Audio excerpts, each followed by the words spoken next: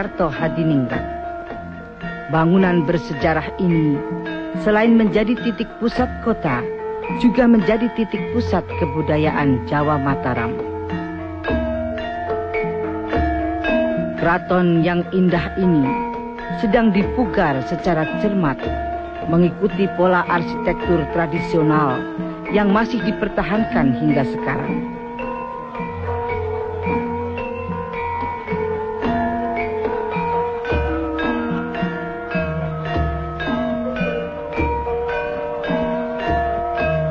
Kesibukan ini tidak terlepas dari rangkaian upacara penobatan raja dari keturunan Raja-Raja Mataram di Ngayogyakarta Hadiningrat, yaitu Kanjeng Gusti Pangeran Haryo Haji Mangkubumi Sarjana Hukum, yang akan diselenggarakan pada tanggal 7 Maret 1989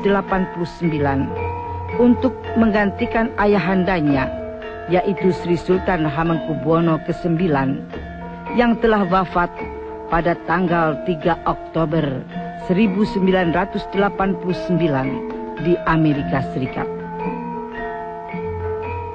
Penobatan dalam bahasa Jawa disebut jumenengan dalem, merupakan peristiwa besar yang akan menunjukkan kesinambungan keturunan Raja-Raja Mataram.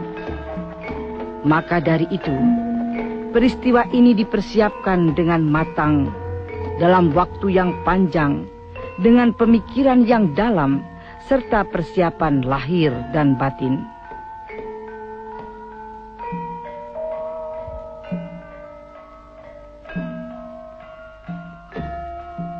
Menjelang hari penobatan, sesuai dengan tuntutan adat keraton, calon sultan harus mengadakan ziarah ke makam leluhurnya. Ziarah ini merupakan awal upacara, yaitu jatuh pada tanggal 1 Maret 1989. Makam yang pertama adalah makam Kota Gede, yang terletak 6 km dari Yogyakarta. Di pemakaman ini bersemayam para pendahulu kerajaan Mataram, di antaranya Ki Ageng Pemanahan.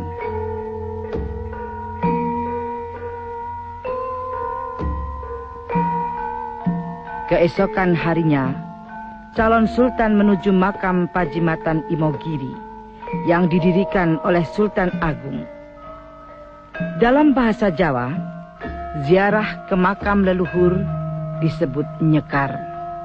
Artinya menaburkan bunga yang harum sebagai perlambang tekad hati seseorang untuk tetap harum dalam menjalani hidup ini. Nyekar juga berarti memberi penghormatan kepada leluhur yang telah mengharumkan pribadinya di depan Sang Murbeng Dumadi. Dalam acara nyekar di Imogiri, pertama-tama calon sultan dan kerabatnya menghadap makam Sultan Agung dan kemudian keturunannya sampai ke Hamengkubuwono ke-9.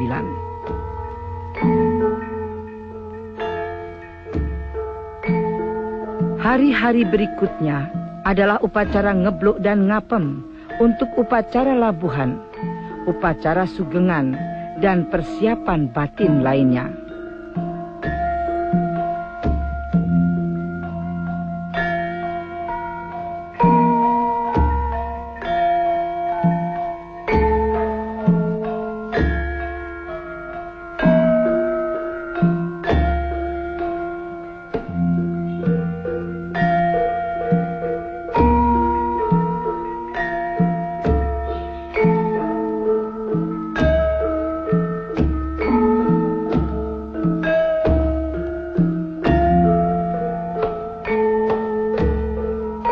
Bahkan calon sultan sendiri yang telah sibuk melaksanakan upacara menjelang jumenengan dalem sesuai dengan tuntutan adat, tidak melepaskan begitu saja upacara mempersiapkan busana.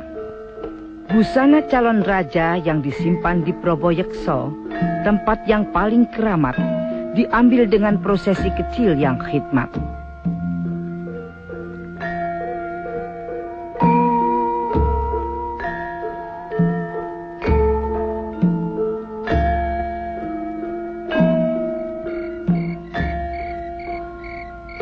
Meskipun calon sultan dalam kehidupan sehari-harinya lebih menyukai busana kaos yang melambangkan sikap modern, praktis, dan tidak formal, namun dalam hal upacara yang menyangkut tradisi, beliau menginginkan segalanya dijalankan secara sempurna dan sesuai dengan tuntutan adat. Malam menjelang penobatan, kota Yogyakarta seperti terlelap dalam mimpi masa lampau. Suatu acara besar akan dimulai bersamaan dengan terbitnya matahari pada hari Selasa Wage, tanggal 29 Rejab Wawu 1921 atau tanggal 7 Maret 1989. Para abdi dalam keparak membuka pintu Proboyekso. Segala pusat upacara selalu diawali dari sini. Proboyekso melambangkan pusat pemelihara sinar kekuasaan, namun juga pusat hati yang paling dalam.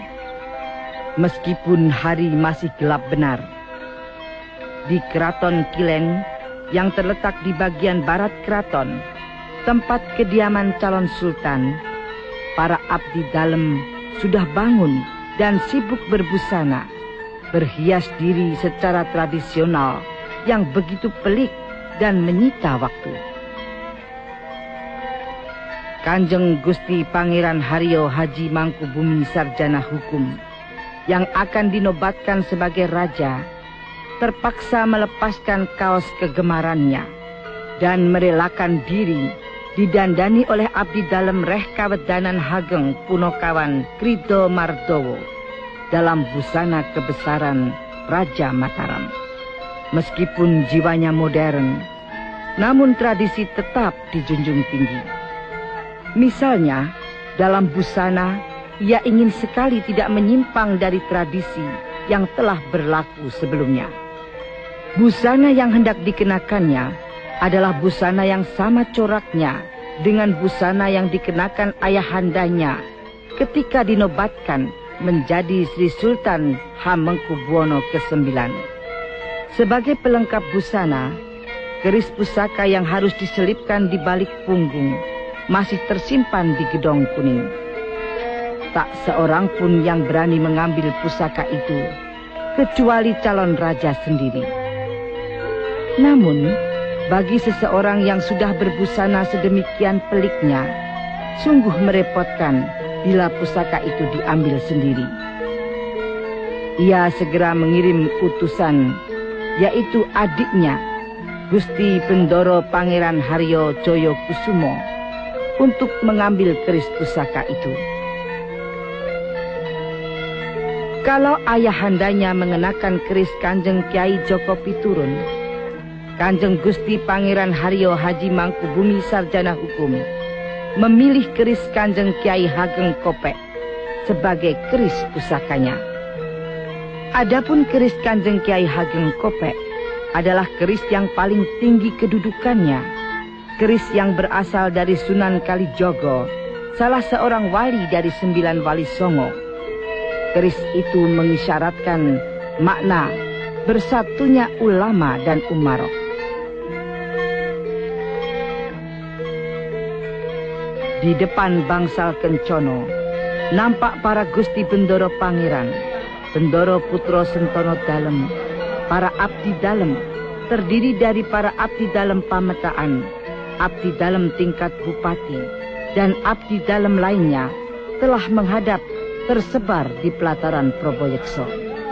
Sementara itu, warga kota Yogyakarta datang berbondong-bondong di alun-alun utara. Mereka ingin sekali menyaksikan, bahkan ingin larut dalam upacara yang khidmat ini.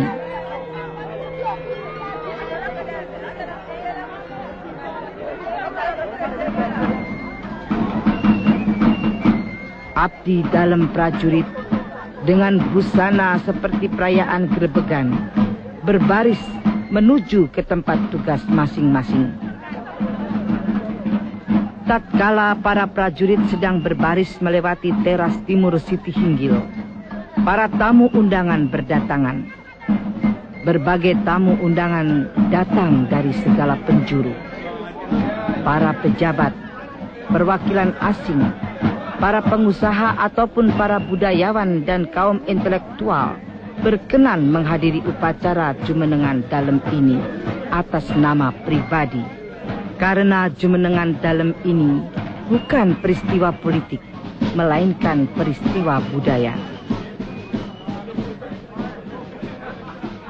Di alun-alun utara, rakyat semakin mendesak ke depan. Mereka yakin ikut merayakan jumenengan dalem mempunyai nilai tersendiri dalam kehidupan pribadi mereka. Pada pukul 9 pagi, prosesi pun dimulai dari Proboyekso. Dampar atau singgasana raja yang akan dipakai dalam upacara dibawa oleh para abdi dalem kepara. Lapisan berikutnya adalah abdi dalem Pangeran Sentono dan Bupati, disusul para Gusti Bendoro Pangeran, Bendoro Putro Sentono dalem laki-laki. Setelah itu menyusul cucu dan buyut dalem manggung, yaitu para putri yang masih keturunan Kasultanan membawa perangkat pusaka. Perangkat pusaka itu mempunyai makna 9 keutamaan yang harus dimiliki oleh seorang raja. 1. Patung banyak atau angsa, artinya kesucian dan kewaspadaan.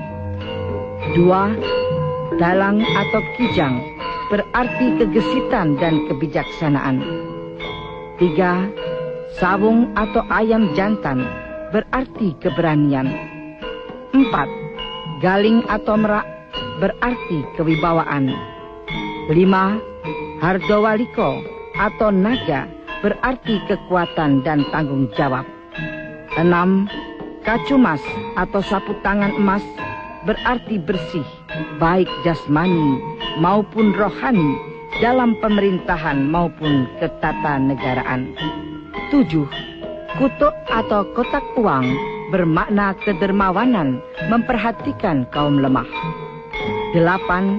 Kandil atau lentera, berarti penerangan hati rakyat. 9. Saput atau tempat segala macam adat, berarti sikap kesiapsiagaan. Pusaka yang melambangkan 9 keutamaan itu berjalan di depan calon sultan. Sedangkan calon sultan berjalan diiringi ajudan dalem Gusti Bendoro Pangeran Haryo Joyo Kusumo dan Gusti Bendoro Pangeran Haryo Prabu Kusumo yang membawa bintang pusaka yang akan disematkan dalam upacara jumenengan dalem. Di belakang calon sultan, abdi dalem kepara membawa ampilan dalem berupa jemparing dan gendewo, luwuk dan tameng, menandakan bahwa seorang raja adalah panglima perang. Sedangkan sajadah dan Quran berarti Ngabdurrahman Sayyidin Panotogomo, dan Larbadak adalah Khalifatullah, artinya raja sekaligus pemimpin agama dan